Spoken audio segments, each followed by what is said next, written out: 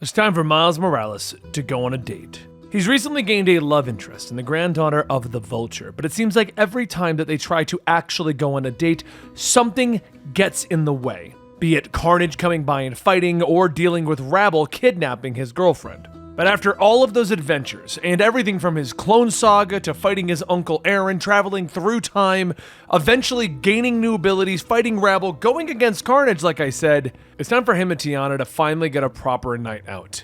But this is the world of superheroes. Does that ever actually happen? This is Miles Morales issue number 8, and this is Comicstorian. I make audio dramas of comic books so that you can keep up with your favorite storylines. This is the latest issue of Miles Morales. And after his latest adventures fighting alongside Tony Stark and the Cape Killers against Carnage, Miles has decided to take some much needed downtime with his girlfriend and friends at a local Brooklyn street festival. As the group moves through the festival, discussing all of the food that they're going to eat until their stomachs burst, Miles' spider sense goes off. But just as a drone is flying overhead, Miles admits to his very concerned girlfriend that he has been jumpy since the fight with Carnage nearly killed him.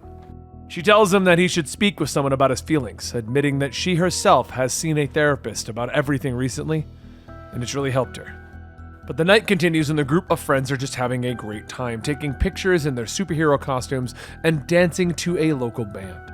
Unknown to Miles, a group of robbers is currently breaking into the former Beyond Incorporated tech warehouse. Seems a waste to just let a place stocked with this much tech be mothballed. The leader notes as the group shines their flashlights down the dark warehouse. They finally arrive at the massive door and they begin the work of unlocking it. The prototype should be inside. Heard you can mess around with people's memories, the boss says. As one of the goons works on opening the door, the others provide security, but one of them is suddenly grabbed and pulled into the shadows. Contact! The robber shouts, opening fire into the darkness. And then another one is snagged and ripped away, with the final remaining robber trying to psych himself up. Remember your training, he says to himself before continuing to fire into the nothingness around him. Come and get me! He shouts, but hands suddenly grab him from behind. Well now, if you wanted to say hello, I figured we should do it face to face. Now don't you go dying on me too fast. Hobgoblin cackles as his gloves begin to glow and the robber's face begins to burn away. Meanwhile, back at the festival, Miles and his friends have done exactly what they said they would do, and they've eaten way too much food. The group sit around groaning at their full stomachs as they prepare to head to the concert that will end the night. But Tiana tells Miles that she needs to hit the bodega first, and the group splits up. As the pair walk away from the festival, they continue to talk about Miles' problems, his mental issues with his spider sense going haywire, and his fears of things like dying at the hands of Carnage, only to be saved by Tony Stark. But that's when Miles' spider sense goes haywire again. Is it another fake out? Tiana asks, and Miles shakes his head, pulling off his mask. T, please tell me you brought your suit, he says as he pulls on his own mask. She nods, pulling out the Starling costume from her backpack. Of course. Good, because I think this might be the real deal, Miles says as they move through the streets. Meanwhile, back at the warehouse, Hobgoblin is rummaging through the old Beyond tech, but one of the robbers manages to reactivate the warehouse's security measures. Taking you with me, you freak, the robber gasps, but Goblin leaps onto his glider as the drones swerve in to shoot him. Glorified RC planes! Throwing his own pumpkin bombs to destroy them. He blasts out of the warehouse as Spider-Man and Starling arrive. Hobgoblin? Spider-Man gasps. Spider-Man! What a lucky day! The villain shouts with joy. I haven't made this Spidey bleed in a while. I'll look forward to it!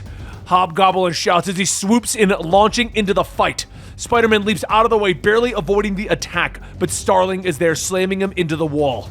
She knocks the criminal to the ground. You brought the new Vulture, too! It's Starling, you wacko! Tiana snaps. Starling, we can't do this here. Too many people are gonna get hurt. We need to get him back outside. Spidey shouts as the onlookers from the festival begin to gather. Starling nods as the pair leap at Hobgoblin, knocking him back inside the Beyond warehouse. Yeah, you're not the only one with some help! Goblin shouts as the glider swoops in, slamming into Spidey's back. He tumbles to the floor as Starling rushes over to help him. She helps him up and Spidey tells her that they need to keep Hobgoblin from getting his hands on Beyond's old tech. Hobgoblin wheels around, pulling out some pumpkin bombs. Don't know what the Beyond Eggheads were using this tech for, but I can realize its true potential, he says as he spins his glider towards them, throwing the bombs. So I think it's time to take out the last of the pods and make room for the Queen, he shouts with the bombs arching through the air, with Spidey and Starling trying to leap out of their way as the entire warehouse goes up in flames. The floor gives way beneath Miles' feet and he tumbles into the darkness below. As the smoke clears, Starling gets to her feet, dismayed to find the doors of the warehouse have been shuttered with the security lockdown. Gotta find Miles and get out of here, she whispers to herself as she moves through the debris, but something is moving behind her and she suddenly whirls around, her eyes widening in shock. Wait, what the hell are... she begins to say. But before we see what she's looking at, we go elsewhere to find Miles himself in the Beyond tunnels beneath the warehouse. His costume torn, his body wounded. He begins to move forward, but his Spidey sense goes off and he turns to web a drone to the wall. He realizes that his mental issues are still going on and his Spidey senses are still going haywire. So he starts to ignore them, continuing to push forward, unaware that the Hobgoblin is right behind him with a pumpkin bomb. And that concludes issue 8 of Miles Morales. Now, I wanted to keep doing the storyline over here. We're going to be going back to Peter very soon because he's got a Doc Ock fight that he's been doing, and we've got to let that wrap up in about a week or two when we're bringing that to the channel. But don't worry, we're still going to bring you more Miles Morales, and we're going to continue on his crazy adventures involving dating Starling and fixing his powers and discovering what's going on with Hobgoblin. Now, again, they've picked a Spider-Man villain, and they're kind of putting it with Miles instead of giving him his own villain.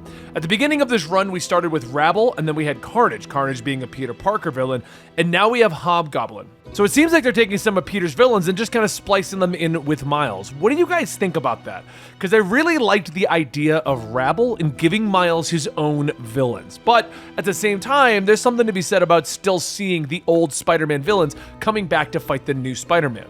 Make sure you like and subscribe because we'll be bringing you more comic book videos on a nearly daily basis right here at Comicstorian. And if you want early access, go check us out at YouTube memberships and Patreon. Thank you so much for your continued support, and I'll see you next time right here.